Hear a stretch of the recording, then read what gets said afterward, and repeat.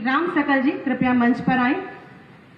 For machinery bank, जिसमें कि tractor सहित 5 यंत्र हैं, जिसकी लागत 15 लाख आपको चाबी माननीय मुख्यमंत्री जी के शुभ कर कमलों से प्रदान की जा रही है।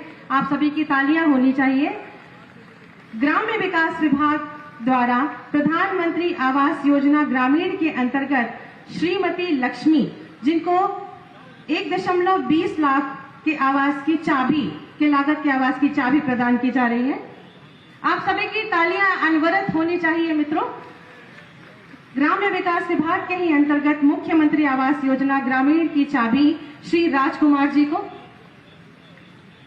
जिला नगरीय विकास अभिकरण प्रधानमंत्री स्वनिधि योजना के अंतर्गत डेमो चेक 20,000 का श्री ध्रुव चंद्र कसौधन।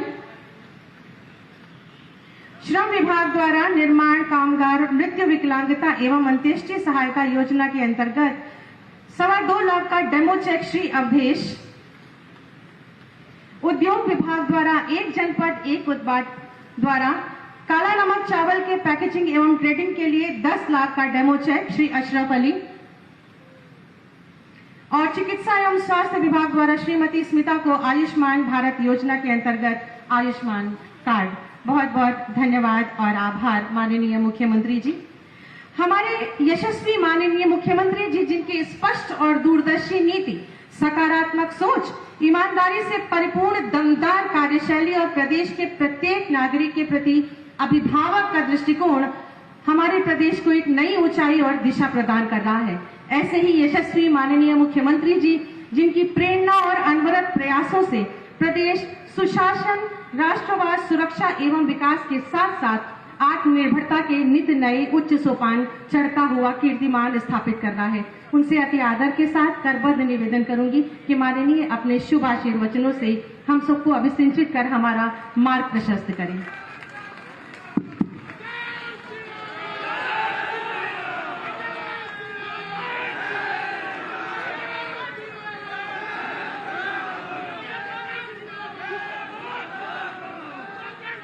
विशेष संचारी रोग नियंत्रण के इस विशेष अभियान के शुभारंभ के अवसर पर मंच पर उपस्थित माननीय सांसद श्री जगदम्बिका पाल जी, जिला पंचायत के अध्यक्ष श्रीमती शीतल सिंह जी, माननीय विधायक कपिल वस्तु श्री श्यामधनी राही जी, माननीय विधायक सोहरतगढ़ श्री विनय वर्मा जी,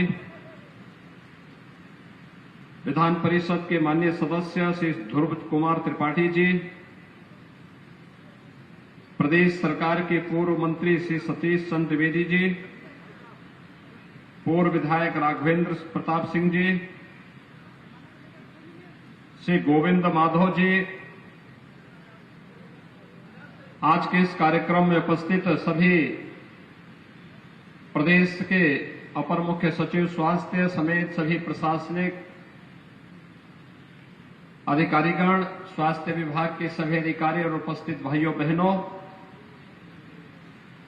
आज भारतीय नव संवत्सर का शुभारंभ का दिन है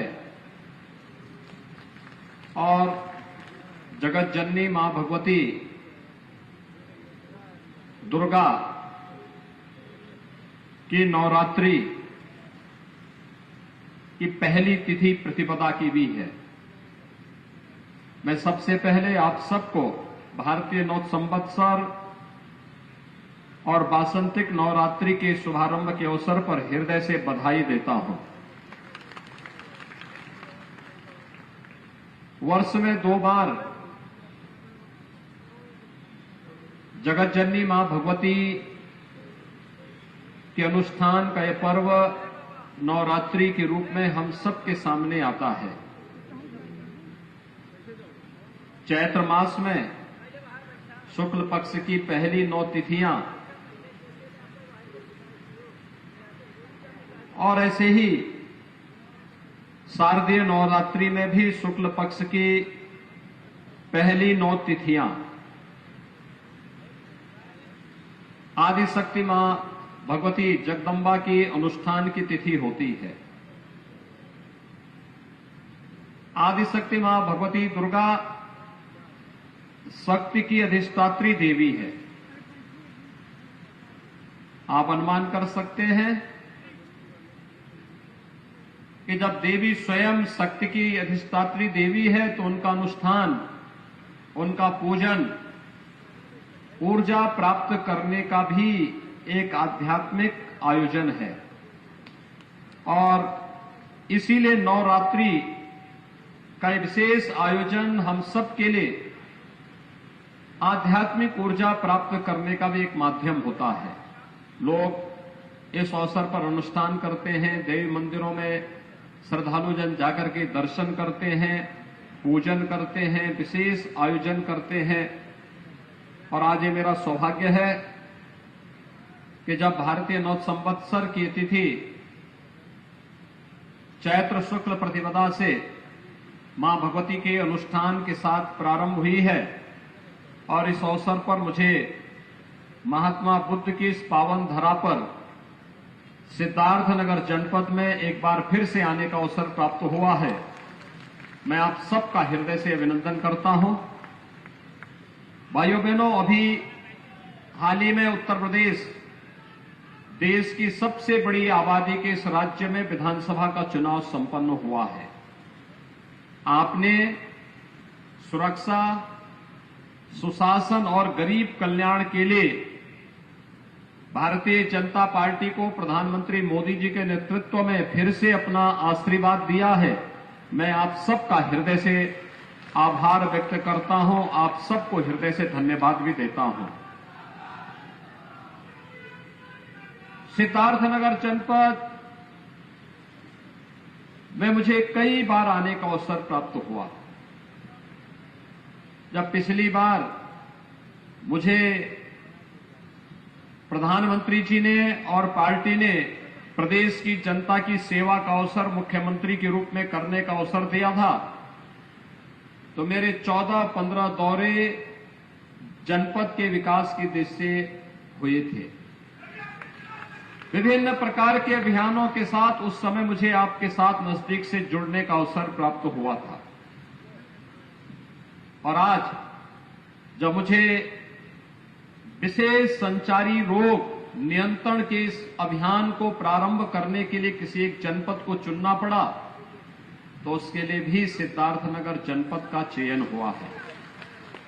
कारण है, एक तो आकांक्षात्मक जनपद है जिस पर स्वास्थ्य के लिए, शिक्षा के क्षेत्र में, रोजगार के क्षेत्र में, कृषि के क्षेत्र में, पर्यावरण के क्षेत्र में कुछ विशेष ध्यान दिए जाने की आवश्यकता है। और इसलिए पिछले 5 वर्ष के अंदर जो प्रयास हुए हैं उसके अच्छे परिणाम सामने आए हैं, लेकिन अभी इस प्रयास को और द्रुत गति से आगे बढ़ाने की आवश्यकता है। संचारी रोग का मतलब मस्तिष्क ज्वर, यानी जो नौ की बीमारी है, जिसके कारण आपने देखा होगा 1977 से लेकर के 2017 तक अनवरत मौत का एक लंबा सिलसिला चलता रहा। इस पूर्वी उत्तर प्रदेश में 1,500, 2,000, 3,000 मौतें हर वर्ष होती थी, लेकिन प्रधानमंत्री मोदी जी के मार्गदर्शन में प्रदेश सरकार ने जब इसके खिलाफ कमर कसी और अंतर विभागीय समन्वय, स्वच्छ भारत मिशन, शुद्ध पेयजल की आपूर्ति के साथ साथ ASHA worker, anganwadi, health worker, UNICEF, WHO, पाक जैसी संस्थाओं के साथ मिलकर के जब हम लोगों ने इस अभियान को और आगे बढ़ाने का कार्य किया, तो 40 वर्षों में जो लोग केवल आश्वासन देते थे, जो लोग कुछ नहीं कर पाए, हमने मात्र 4 से 5 साल के अंदर इंसेफ्लाइटिस को पूरी तरह समाप्त करने का कार्य करने में आप सबके सहयोग से आज सफलता प्राप्त की है। इंसेफ्लाइटिस इस क्षेत्र का एक अभिशाप बन चुका था, यानी मस्तिष्क ज्वर इस क्षेत्र का एक अभिशाप बन चुका था। लेकिन विशेष संचारी रोग नियंत्रण का यह अभियान और दस्तक अभियान, जिसमें आशा, कार्यकर्ती घर घर जाकर के लोगों के मन में जागरूकता पैदा करने और इस रोग से बचाव के लिए क्या कुछ किया जाना चाहिए, इसके बारे में जो विशेष अभियान प्रारंभ करती है, उस अभियान के क्रम में आज एक बार फिर से मुझे आपके इस जनपद में आने का अवसर प्राप्त हुआ है। भाइयों बहनों, हमारे पूर्वज एक बात कहते थे कि रोग के उपचार से महत्वपूर्ण बचाव है। ये जागरूकता का कार्यक्रम जो अभी प्रारंभ हो रहा है, ये उसी बचाव के लिए हम सबको तैयार करने का एक माध्यम है। हम अपना बचाव करें और बचाव करने के साथ ही हम फिर अगर कोई बीमार हो जाता है तो अगले कुछ दिनों में जब आशा वर्कर घर घर जाकर के लोगों को बताएगी कि रोग के उपचार के साथ साथ अगर बीमारी होती है तो बिना इंतजार किए हमें कौन से हॉस्पिटल में कब पहुंचना है, अगर आप उसके साथ जुड़ेंगे तो मेरा ये मानना है कि चाहे वो मस्तिष्क ज्वर हो, मलेरिया हो, डेंगू हो, चिकनगुनिया हो, कालाजार हो, इन सब का तो समाधान होगा ही। लेकिन आज तो प्रधानमंत्री मोदी जी के नेतृत्व में हम लोगों ने न केवल फाइलेरिया बल्कि ट्यूबरक्लोसिस को भी पूरी तरह समाप्त करने का एक संकल्प ले लिया है कि अब इन प्रकार की बीमारियों को कहीं भी हम टिकने नहीं देंगे, उत्तर प्रदेश की धरती पर टिकने नहीं देंगे। और जब स्वास्थ्य की बात होगी तो 5 वर्ष में सर्वाधिक मेडिकल कॉलेज बनाने का रिकॉर्ड भी उत्तर प्रदेश के अंदर है, उत्तर प्रदेश के पास है। हम लोगों ने तो श्री माधव प्रसाद त्रिपाठी जी की स्मृति में महात्मा बुद्ध की इस पावन धरा पर मेडिकल कॉलेज के निर्माण का कार्य भी अपना पूरा कर दिया और पहले सत्र के बच्चे यहां पर एडमिशन ले चुके हैं। ये मेडिकल कॉलेज हेल्थ इंफ्रास्ट्रक्चर प्रधानमंत्री स्वास्थ्य सुरक्षा योजना के अंतर्गत हम लोगों ने विगत 5 वर्ष के अंदर 33 नए मेडिकल कॉलेज निर्माण का कार्य आगे बढ़ाया था, जिसमें से हम 17 मेडिकल कॉलेज में पठन पाठन का कार्य प्रारंभ कर चुके हैं, उनको आगे बढ़ा चुके हैं और अगले 1 वर्ष के अंदर हम लोग 17 से 18 नए मेडिकल कॉलेज प्रारंभ करेंगे, जिससे प्रदेश के अंदर मेडिकल एजुकेशन की भी समस्या का समाधान हो जाएगा और साथ साथ लोगों को बेहतरीन विशेषज्ञ स्वास्थ्य सुविधा भी यहां पर प्राप्त होगी। और इस दृष्टि से जब विधानसभा का चुनाव संपन्न हुआ है, मैं आप सबको भारी बहुमत से विकास के लिए, सुरक्षा के लिए, सुशासन के लिए, गरीब कल्याण के लिए एक बार फिर से अपना आशीर्वाद देने के लिए हृदय से आप सबको मैं हृदय से धन्यवाद देता हूं। भाइयों बहनों, हम लोगों ने विगत 2 वर्ष के दौरान इस सदी की सबसे बड़ी महामारी कोरोना का सामना किया। कोरोना महामारी के कारण दुनिया के अंदर लाखों लोगों ने अपनी जान गंवाई, लेकिन देश के अंदर प्रधानमंत्री मोदी जी के नेतृत्व में बेहतरीन कोरोना प्रबंधन का जो मॉडल खड़ा हुआ, दुनिया ने उसकी सराहना की और उत्तर प्रदेश ने आप सभी के सहयोग से, सभी जनप्रतिनिधि, सभी हेल्थ वर्कर, सभी कोरोना वॉरियर्स, आंगनबाड़ी, आशा वर्कर, एएनएम, इन सभी ने मिलकर के एक एक घर में जाकर के दस्तक अभियान के माध्यम से निगरानी समितियों को मजबूती प्रदान करते हुए ग्राम प्रधानों ने, पार्षदों ने, सभी जनप्रतिनिधियों ने मिलकर के इस अभियान का हिस्सा बनकर के मेडिसिन किट हर लक्षण युक्त व्यक्ति को देने का जो कार्य किया, उसका परिणाम रहा उत्तर प्रदेश का मॉडल दुनिया के अंदर बेहतरीन मॉडल के रूप में माना गया। बेहतरीन कोरोना प्रबंधन उत्तर प्रदेश का, जिसमें फ्री टेस्ट, फ्री उपचार, फ्री वैक्सीन, उत्तर प्रदेश अब तक 30 करोड़ वैक्सीन की डोज उत्तर प्रदेश के नागरिकों को उपलब्ध करा चुका है। और जब डबल इंजन की सरकार होगी तो डबल डोज राशन की भी प्राप्त होगी ही, और ये डबल डोज राशन की भी प्रदेश के हर जरूरतमंद को उपलब्ध करवाने का कार्य भी किया गया। भाइयों बहनों, हम सबको विकास की इस प्रक्रिया को निरंतर आगे बढ़ाए रखना है। आज भगवान बुद्ध के समय का जो एक चावल काला नमक चावल के रूप में विख्यात था, कहते हैं इसका अनुसंधान उस कालखंड में हुआ था, और आज उस कालखंड में जिस चावल का अनुसंधान हुआ था उसकी खुशबू जो केवल पहले सिद्धार्थनगर जनपद तक सीमित थी, आज वह देश के अंदर पहुंच चुकी है। अब इसको दुनिया के अंदर महात्मा बुद्ध की तरह ही काला नमक चावल की खुशबू को पहुंचाना है। इसीलिए हम लोगों ने एक जनपद एक उत्पाद में काला नमक चावल को जनपद सिद्धार्थनगर के साथ जोड़ा है। इसके अनुसंधान की रफ्तार को थमने नहीं देनी है, इसके अभियान को निरंतरता देनी है, विकास की प्रक्रिया निरंतर चलती रहे, ये हमारा प्रयास होना चाहिए, और उस प्रयास के तहत हमारा अभी से कार्य प्रारंभ हो। आज संचारी रोग नियंत्रण का अभियान भी प्रारंभ हो रहा है। मां दुर्गा के अनुष्ठान से प्राप्त होने वाली शक्ति किसी भी प्रकार के रोग से, शोक से, संताप से संपूर्ण मानवता को मुक्त करने में अपना योगदान देगी। इस विश्वास के साथ जगत जननी मां भगवती से मैं यही प्रार्थना करता हूं, और आप सबका मैं आह्वान करूंगा कि आज जो विशेष अभियान चल रहा है, इस विशेष अभियान के साथ हम सब जुड़ करके कार्य करें। स्वच्छ भारत मिशन में हर जरूरतमंद के घर में शौचालय बने।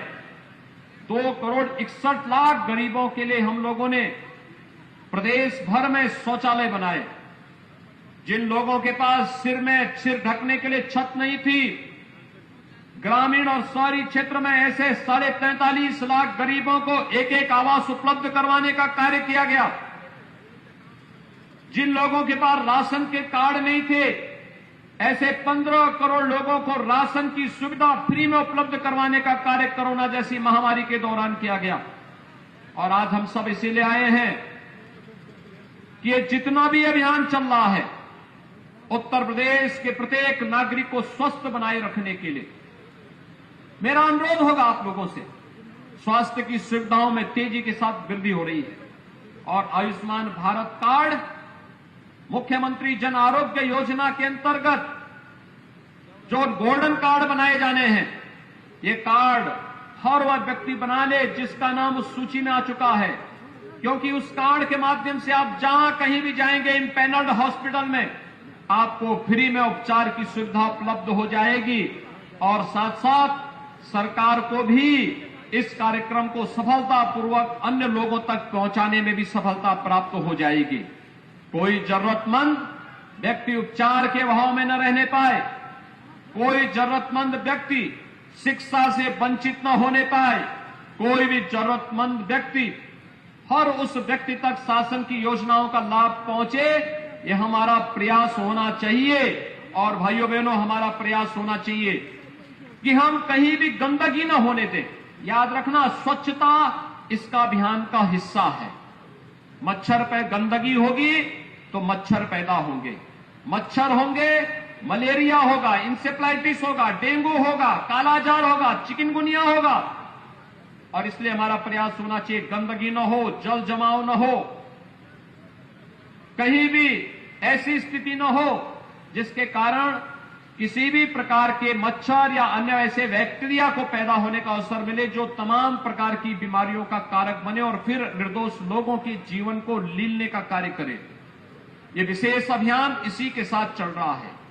इसमें स्वच्छता के कार्यक्रम को हमें प्राथमिकता के आधार पर आगे बढ़ाना होगा, सैनिटाइजेशन की कार्रवाई को आगे बढ़ाना होगा।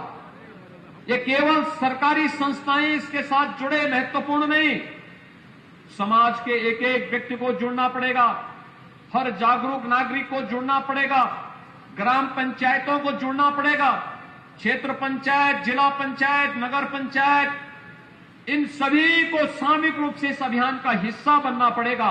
और सामूहिकता में बड़ी ताकत होती है।